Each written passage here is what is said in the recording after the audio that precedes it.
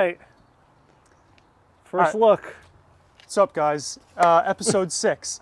Huge time jump. Last time was May or something. I don't know. I'm here with Matt Debacco. If you're a serious pumpkin grower, you definitely know him or have talked to him over email or something. So, Lots Matt, of emails. Yeah, lots you of want to give a very brief introduction of yourself while we walk? So I've been growing for giant pumpkins for 24 years. I just had a bunch of farms, so I do farm tours, scouting for disease and problems all across the state for Yukon Extension. So it's kind of what I do for a summertime job, if you will, figuring out all diseases, and then I relate it, of course, to giant pumpkins to see what we've got going on for problems or issues there. And if you've reached out to me by email all over the country, so just remind me where you're from, and that tells me a little bit more about your climate and weather, and I'll do the best to try to diagnose the problems for you. And we're going to do a little patch walkthrough today. I haven't been here, so this is a first for me. Yes, and Matt, I gotta tell you right now, this is, it's perhaps like a bachelor pad of pumpkin patches, okay? Compared to your high-tech hoop house or greenhouse, this is a bit more natural. There's a bit of ugliness to it. That's how most people grow. Yeah. So, and also, so much has changed. Last time, in the last video, they were 7 feet long. Now, the two plants are taking up probably 80% of the patch, maybe 75%. So, we're gonna walk around. I'll go through everything that's changed. Matt can point out any problems he sees or chimes in with any knowledge we want to know. So, the first and most obvious thing is shade netting. Matt, approximately how much light does a pumpkin plant even need in percentage? So if we're assuming sun high noon in June is 100%, they can only utilize approximately in the range of 40 to 50% of that. Without CO2 supplementation, if you add CO2, they can use a little bit more. But looking at the shade netting that we have here, what percentage is it? This is 40%. 40%, that's perfect. So basically the shade or the light penetration getting through that, that's actually hitting the leaf canopy, is about what the plants can utilize. If you give them more light, all it does is increase odds for burning, increasing odds for water demand, and really just increases plant stress. Now we're stressing our plants out enough as quick as they grow and with the pumpkins themselves. So anything we can do to lessen some of the stresses on there, and heat and light is one of those, and the shading will help alleviate some of that. And proof of that, you can come over here. The leaves under here are nice and green. There's no sunburn on them. But over here, where we didn't have anything covering our leaves, it's already kind of crumbled away, but this area of the leaf, it was sunburned. So plants can get sunburned too, just like a human. Basically, it just turns gray and kind of soft, and then it turns crispy and falls off. So that basically means the shade net is working. So we're past, I wanted to do an episode on accelerated plant growth. In short, we're burying the vines, increasing more root system. We're feeding with lots of calcium and nitrogen. Biologicals and mycorrhizae and all that stuff, which, how effective is it? Is it worth the money? That's something I'm looking into. But I've been dosing it and dousing it because I bought it. So now the plant is big. Matt just showed me something that I really don't want to see. Come on over here. This is what a striped cucumber beetle looks like. Before damn. I completely crush them. So these guys are horrible. Namely because they, you can definitely speak about this because you have the background in pathology. There's one particular thing that they spread that is a nightmare. Number one, for commercial growers, they'll spread bacteria wilt. They can also vector all sorts of other issues in addition to just feeding on the plant in general. And sometimes, Chris probably won't find it here because this one recently closed, but if you look at the flowers, because they open in the beginning part of the day, so in the morning, When you look at a flower, the cucumber beetles, for whatever reason, are attracted to the smell and or coloration of the flowers, and you'll find them a lot of times in the flowers. Finding one on the leaf, of course, is an indication they're in the area, but not seeing them a ton in the flowers indicates that they're just coming in. Yeah. So this is a good time for control because you can actually get a decent control on them early, and you'll have less of a problem with them later in the season. And that's why I put on last night pyrethrin and sulfur. He actually gave it to me. It's a good little combo of fungicide and pesticide. You'll see why we need the fungicide when we walk over there. So pyrethrin is just a good contact insecticide, so it should kill a lot of those cucumber beetles or any other nasty things we don't like. Yeah, so advanced plant growth stage is nearly done, I would say in 2 weeks, maybe even less, the entire patch will be filled. Yeah, so now we're moving into the pumpkin chapter, which is very fun. Matt is already deep into the pumpkin chapter. I wish we had done a video sooner so we could fully show the CO2 system and everything in there. So I guess next year, hopefully, we'll do a little walkthrough. Yeah, so the pumpkin chapter, hooray. I already filmed a lot of pollination stuff, so I'll weave that into what we're gonna show you now. So we have what I'm calling plant A and plant B. So plant A is on your left, plant B is on your right. We didn't have time to give them fun little names. Feel free to give them names in the comments. Hopefully you're seeing this soon. So, keepers, which are pumpkins that you keep on plant A, we have one in here. It's about apple-sized. That is a cross with a 2240 Connolly, I believe. Everything on this plant is crossed with Connolly's, the 1908 and 2240 that he gave me. But unfortunately, if I get a big pumpkin from this plant, I'm not going to plant the seeds from it because of a genetic issue that it has. Here, try to look in here. Right next to the pumpkin, you'll see a good example. Perpendicular cracks on the vines, which is initially what got my main vine on this. You'll see a ton of them. The more you look, the more you'll see. And I have no clue why, because it's basically just been treated identically to plant B. They're both 2344.5 Wallaces and everything. So it's a mystery. So that's a 2240. And then these two, there's one under that netting we can take a look at. This is my kind of first choice keeper. It is, I believe, a 1908. I have them all written down, the position and what they're crossed with. That's a 1908. I'm pretty sure that's a 1908. That jug used to be ice. It used to be filled with ice in order to keep the pumpkin cool, because heat causes them to abort. We'll talk about that in a sec. So these are all looking really good. I got to get them all on a clean surface, and then in a week or so we'll choose the one we like the most, and that'll be the keeper for plant A. So Matt, you find anything? Nope, a little powdery, but that's okay. A little bit of powdery mildew. Powdery mildew, but that's minimal. And we'll show you a bad example of that over there in a second. You got a good example? This is important. This is something I'm going to do very soon. I'm going to buy probably 2 more cheapo Walmart fans, and I'm going to have one on the stump. A lot of people get foamy stumps, slimy, whatever. Foamy, they're called. Unofficially. I had one in 2022. That was the one that we called slimy or whatever. I had no clue what it was. That's the foamy stump. Is it just like a bacterial infection? Basically, multiple causes.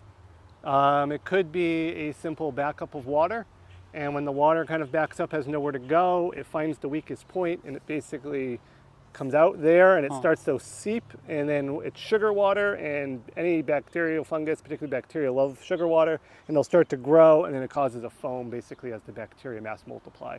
Kind of like a froth that you would see from a bacterial proliferation there. Okay. And you can also just cover it. You don't necessarily need a fan per se. I was going to do both. I was going to put a little mini card table thing over it, like I have someone over there, and a fan. The easiest and cheapest is you get a cake pan lid, which is the clear plastic thing that goes over a cake. Yep. And you just basically take 4 bamboo stakes and stake it right over that because you get some sun. So the cake pan lid just basically keeps it dry.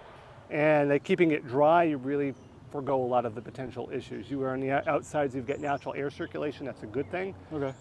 You don't necessarily need a fan, it probably wouldn't hurt, but being outdoors, if you just shade it, keep the water off it and keep that sun on it and keep the leaves away from shading it, because what happens is later in the season, there will be new leaves that pop up and they'll get big and they'll shade it, and as soon as you get that shading effect, you get more moisture that builds up, more humidity, and that could cause potential issues. So if you keep it clean, clear, and open, I've grown many a pumpkins with just a cake pan lid over it, and it's been good for the season. Noted. I made a horrible blunder right here. This is where I chopped one of my secondaries off, thinking it was a sucker vine, which is just like an unneeded little side vine. It's like 80% of the way through. Once again, I'm just gonna try to keep it dry, and it's really not the end of the world. It's like losing a toe or a finger or something. Like you'll keep stumbling on. So, yeah. We can keep walking around this way. There's a couple things I gotta show you. This is ugly as hell. What was there? Dirt, just regular dirt. I mixed in a bunch of peat moss with the dirt using a broad fork, and I was using that for vine burying. All these brown tubes are the irrigation system that I set up. I haven't had to use it because it's raining constantly. This is it. All right, so what we've been waiting for. Plant B. This is the plant. Get ready. I really believe in jinxing. Plant B. This is the plant that I really want a big pumpkin off of because the plant is much more healthy and like classically shaped and everything. And it doesn't have the splitting. And also it's crossed with Matt's 2287 Sadiq, which has some really good genetics. And so I think it would just be a really awesome cross. So I'm hoping that works. And it'll be orange, which I really want. I've only ever had white pumpkins, which I kind of hate. It's always a bummer. So, yesterday in the morning, so 36 hours ago, I pollinated this pumpkin. It'll probably be a little too early to like... We won't know yet. Yeah. We'll see if it's got any sort of life to it. Like, I don't know, maybe we'll take it off and it'll be totally nibbled to the stem by whatever. So. Did I like the water bottle? I'm sure it was once frozen. So yeah, it looks shiny. I got to clean it off a little bit, but it looks a-okay to me.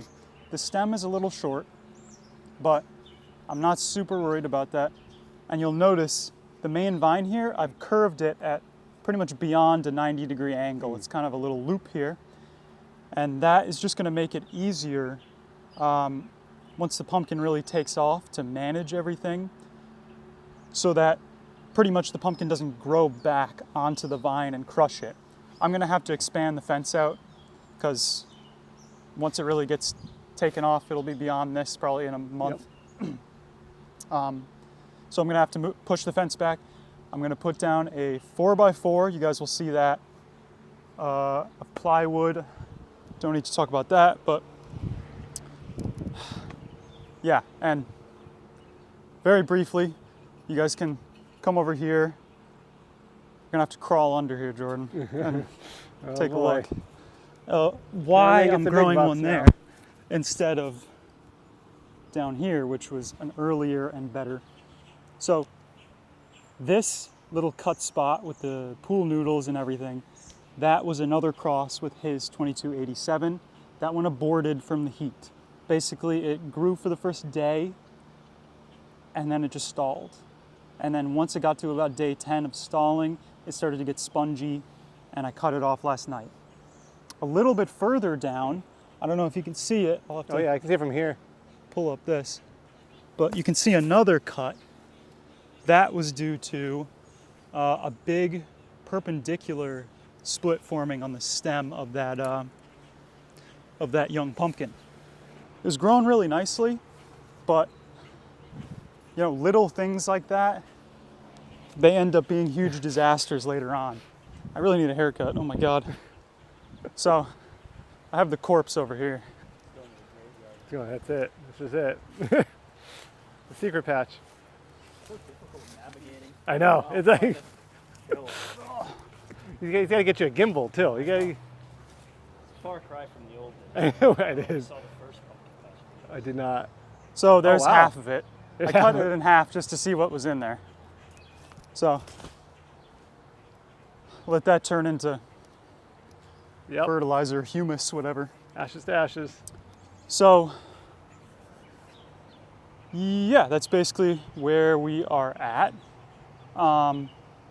in terms of pumpkins. Pray to God that this is the good one. We have a backup about 4 feet back that's crossed with a 1908, well, one that's already pollinated. Oh, okay. Okay. It's not on a good clean surface yet, Yep. but Oh, I seen that. Yep. Yep. that was with a 1908, which Yep. I'd still, or a 2240. I'd be happy with either. Yeah. Pumpkins. We're growing pumpkins. What we got? That's the goal. I know, I really want a big one. I really want that moment where it gets lowered onto the scale. I want that so badly. And luckily your secondaries have some pumpkins on them too, so. They do. The only issue is that everything's so tight and like poorly managed that it would be like I'd have to definitely cut out a secondary and do some silliness that I don't really want to do. Ideally, no. Yeah.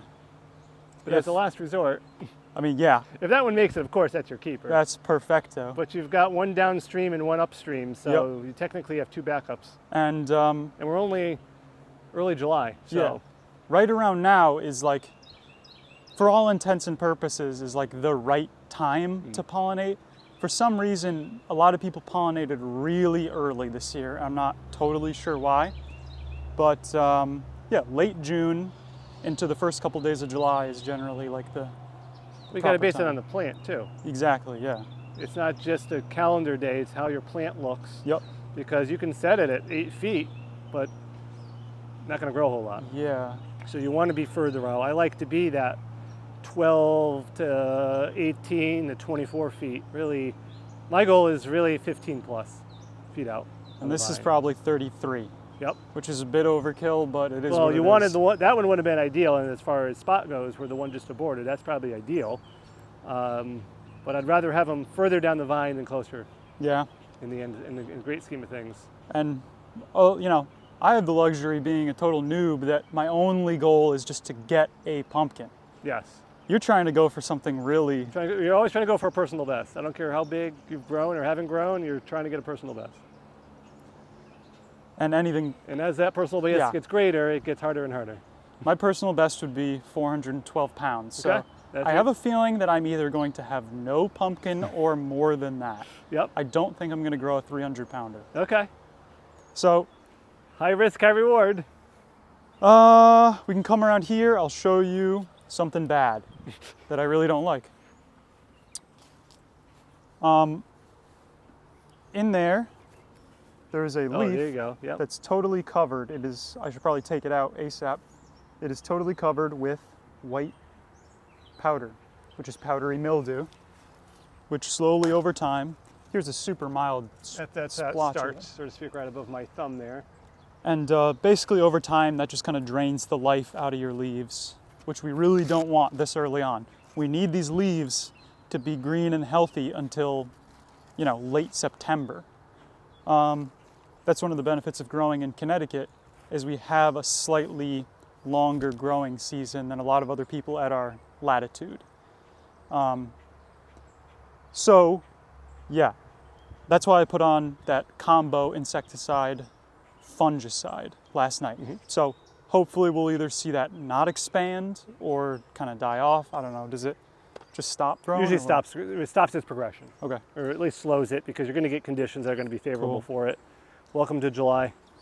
I know. This is when the nightmare starts. Yep. Everything is beautiful and fun until basically July 1st, barring like horrible physical damage from a animal or something, which, Or hail. yeah, that's from birds. That's part of why I had to put up the Shade netting? shade netting. Nobody believed me. Everyone was like, it's bugs, it's bugs, it's bugs. It was birds. Like, I saw them do it. They were living in my patch, and I saw them poking holes and jumping around. But they have not been a problem since I put this up. So problem solved. Yeah, Matt, any other topics? So these are both the same seed. It's the first time I've been here. So Yes. same seed, run in opposite direction. That's a good way to have it. You can definitely see the difference in plant morphologies, how they look. This one tends, for whatever reason, to be a little taller, and that one tends to be a little shorter and squattier. Not saying one's necessarily the right way versus the wrong way, but it just shows that you do get variability with these plants. Yeah, especially with the cracking versus not a This one's single got more crack. cracking. This might be more susceptible to nitrogen. It might stretch a little bit more. It might break a little bit more. That one may be a little less susceptible to nitrogen. So that's the fun, but also the challenge of growing these. You've got to keep in mind that you need to have set ways of kind of like, oh, I should be pollinating around this time. I should be doing this. Basics, but then you always have to be willing and able to adjust. Based on what you see weather-wise, based on what you see plant-wise, there's those little adjustments. And that's what takes years to develop. So that's why first couple years out, a couple 100-pounders, great. Got to do a little, you can so much now online that you can read up on and kind of have an idea of what you should be seeing. But if you're not seeing what you think you should be, find a way to maybe correct that and don't go overboard. Realize it's going to take years, because then you'll be able to predict, quote, the future, what should be coming next, and you'll be able to better prepare your plants for that. Yeah. Yep. I'm having a very classic first year experience growing giant sunflowers over there. You can see birds playing on them. They're just getting shredded by something, I guess birds. But it's just kind of a fluke. It's like the first year I grew giant pumpkins, I wasn't even growing Atlantic giants. I was growing like the ones from Home Depot, and I got a 60-pounder, and then next year I got the right seed. So yeah, I always say, if you're thinking about doing this, definitely try it out. Do the 150 square foot challenge. And if you don't want to do a challenge or do any of that crap, just do 150 square feet, 200 square feet. There's going to be disappointments. Grow other things and set more than one pumpkin. Well, that's why I really want to do other stuff. You guys will see it in the future. Other weird stuff. There's so many giant vegetables that you can grow, and I'm really looking forward to doing all those weird things. Tomatoes are good. You get to eat all the losers. Yeah, giant tomatoes, giant sunflowers, watermelons, squash, which is a strange thing. It's the exact same species, but just green ones. They have to be 100% green. If they have any orange, they're a pumpkin. Longourds. Longourds, they're long as hell. You grow them up a trellis and they hang down. They're kind of weird looking. Do you have any questions? So I don't have any questions, folks. I'm so focused on I know. keeping this level. Yeah. You got to get in the gimbal. I've been thinking about that, but I'm just like, is that really necessary? Or a tripod at Do least. people care? Oh, I have a nice tripod, but just like for filming, I kind of like the handheld The little angle. Blair Witch kind of look. I didn't like it when I was filming inside, and it felt too professional. Okay. Is there I anything do the else? hybrid with the little box below. Yeah. It's mainly lectures, but I always like being out in the field where I can. He has a YouTube channel as well if you want to learn ludicrous amounts of stuff. Anytime I have a question about a topic, I was like, okay, well, what is humic acid, like, is that worth the money or whatever? I just look up Debacco University, humic acid, and there's 99% of the time there's gonna be a video on it. So definitely check out Debacco University if you want to know pretty much anything about agriculture. It's over 1,200 videos on the channel, I think. So, All odds are you'll nicely probably find condensed. something. Short, relatively speaking. Some are deeper dives. Everything you want to learn about growing, to biology, to forensic science. So it's a nice little mix. So, I mean, you're almost all filled in too. Yeah, I'm not all vine buried, but luckily I have 4-day weekend coming up. Nice. Oh, good. You got Friday So- off too. Nice. Lots of relaxing vine burying to be Yes. done. Oh, yeah. As you know, it's a. But once It's you get the them worst. buried, I mean, in 4 days, those will mostly be terminated. Speaking of vine burying, this was a failed experiment that I did. I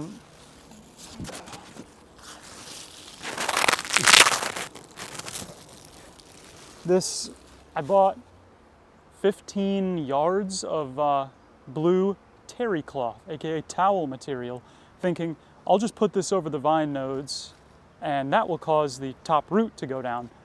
And all that really ended up happening was they would dry out after one day and then the root would just like grow intertwined into the fabric.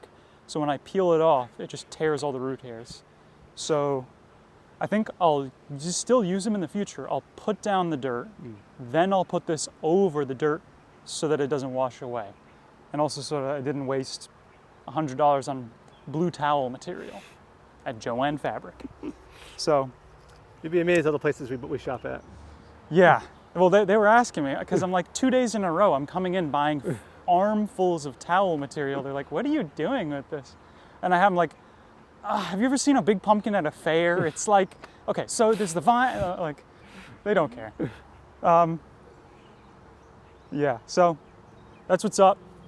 Thank you guys very much for watching. Matt, Yeah. thank you very much for coming to the patch. I appreciate it. Glad to come out and actually see it in person. Always nice. Yep. YouTube's great, but they can get out, try to see it in person.